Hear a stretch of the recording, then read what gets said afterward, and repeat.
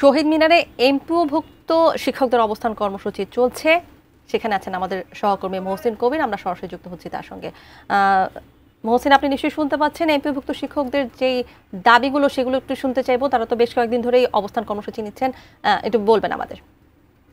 তানিয়া জানেন যে শিক্ষকদের যে আন্দোলন চলছে গত দুদিন ধরে, সেই আন্দোলনের আজকে একটি আলটিমেটাম ছিল।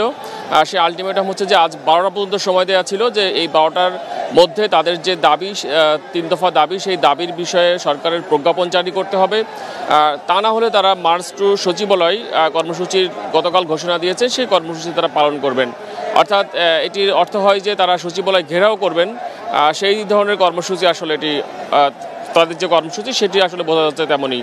তো সেই কর্মসূচির আলটিমেটাম যেহেতু 12টায়, এখন যে সময় হয়েছে 11টা কিছু বেশি, 12টায় তাদের সেই কর্মসূচির সময় রয়েছে। তখন তারা কি করবেন সেটি তাদের খণ্ডখণ্ডভাবে তারা এখানে অবস্থান নিয়েছেন। মাইকে তারা যেটি বলছেন যে তারা যে আলটিমেটাম দিয়েছেন সেই সময়ের মধ্যে যদি সরকারের কার্যকর কোনো পদক্ষেপ না হয়, তাহলে তারা আবারও কঠিন কর্মসূচি এবং তাদের যে পূর্ব ঘোষিত কর্মসূচি মার্চ টু সচিবালয়, সেই কর্মসূচি তারা পালন করবেন।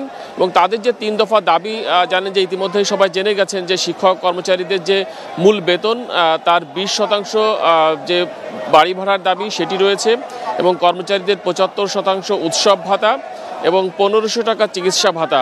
এই 3 দাবিতে তারা এই কর্মসূচি পালন করছেন এমপিওভুক্ত শিক্ষকরা। এবং এমপিওভুক্ত শিক্ষকদের মধ্যে যেমন স্কুল রয়েছেন, স্কুল কলেজগুলো রয়েছেন, একই সঙ্গে রয়েছে মাদ্রাসা ও শিক্ষা প্রতিষ্ঠান, যেগুলো ইবতেদায়ী মাদ্রাসা, সেই মাদ্রাসার শিক্ষকরা রয়েছেন। তো এই কর্মসূচি ঘিরে শহীদ মিনারে তাদের 12টার সময় কর্মসূচি ছিল, তবে আমরা দেখছি যে সকাল থেকেই তারা এখানে অবস্থান নিয়েছেন।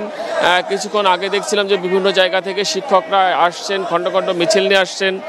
তারা যে জায়গা থেকে এসছেন, অর্থাৎ যে জেলা থেকে এসছেন, যে প্রতিষ্ঠান থেকে এসছেন, সেই সকল জেলা কিংবা প্রতিষ্ঠান কিংবা উপজেলার যে ব্যানার, সেই ব্যানার টানিয়ে তারা এইখানে তারা নিজেদের যে অবস্থান, সেই অবস্থান তারা জানান দিচ্ছেন, তারা স্লোগান দিচ্ছেন, তারা বলছেন। এবং কেউ কেউ শিক্ষামন্ত্রী, শিক্ষা উপদেষ্টার পদত্যাগও দাবি করছেন। অর্থাৎ তাদের যে দাবি, 3 দফা দাবি, সেই দাবি মানা না হলে তারা যে কঠোর হবেন সেই বিষয়ে তারা আসলে স্পষ্ট বার্তা দিচ্ছেন। এবং জানেন যে পরশুদিন প্রেস ক্লাবের সামনে অনাকাঙ্ক্ষিত ঘটনা ঘটে, পুলিশের সঙ্গে শিক্ষকদের সংঘর্ষের ঘটনা ঘটে, সেখানে লাঠিচার্জ, টিয়ার শেল, সাউন্ড গ্রেনেড নিক্ষেপের ঘটনা ঘটে। তো তার প্রতিবাদ তারা জানাচ্ছেন। এবং গতকাল শিক্ষকদের এই কর্মসূচিতে বিভিন্ন রাজনৈতিক দলের নেতৃবৃন্দ তারা সংহতি জানিয়েছেন। বিভিন্ন ছাত্র সংগঠন, বিশেষ করে ঢাকা বিশ্ববিদ্যালয় কেন্দ্রীয় ছাত্র সংসদের যারা নেতৃবৃন্দ নির্বাচিত হয়েছেন, সেই শিক্ষার্থীরাও গতকাল এসেছিলেন গতকাল রাতে। এবং জামাত ইসলামের পক্ষ থেকেও একটি প্রতিনিধি দল গতকাল বিকেলে এসেছিলেন এই শহীদ মিনারে। এছাড়া আরও বেশ কিছু সংগঠনের পক্ষ থেকেও এই শহীদ মিনারে এসে তারা সংহতি জানিয়ে গেছেন গতকাল।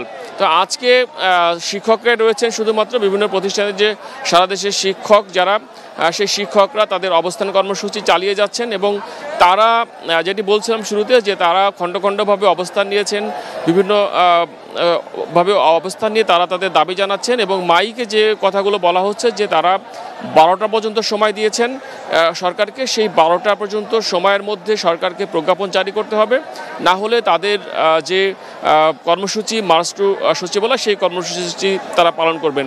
একই সঙ্গে শিক্ষকদের যে দাবি, 3 দফা দাবি, তার যৌক্তিকতা নিয়েও তারা কথা বলছেন। তারা বলছেন যে এই সময়ে এসে শিক্ষকদের জন্য মাত্র 1500 টাকা চিকিৎসা ভাতা, এটি আসলে এক ধরনের অমানবিক বিষয়, সেটি তারা কোনোভাবেই মানতে চান না। এবং বাড়ি ভাড়ার যেটি দেওয়া হয়, সেই বাড়ি ভাড়া কতটা যৌক্তিক সেটিও তাদের যে এখানে যারা বক্তব্য রাখছে শিক্ষক নেতারা, তারা বলছেন যে এটি একটি অযৌক্তিক যেভাবে দেওয়া হয়, সেটি আসলে কোনোভাবেই কাম্য নয়। তো সেই জন্য তারা 20% যে তাদের যে মূল বেতন, সেই মূল বেতনের 20% তারা চাচ্ছেন তাদের জন্য বাড়ি ভাড়া দেওয়া হয়, এবং 1500 টাকা যে চিকিৎসা ভাতা এবং 75% উৎসব ভাতা, এই দাবি তারা করছেন। এবং এই দাবিতে তাদের 12টার সময় তাদের কর্মসূচি যে মার্চ টু সচিবালয়, সেটি হওয়ার কথা রয়েছে। তানিয়া।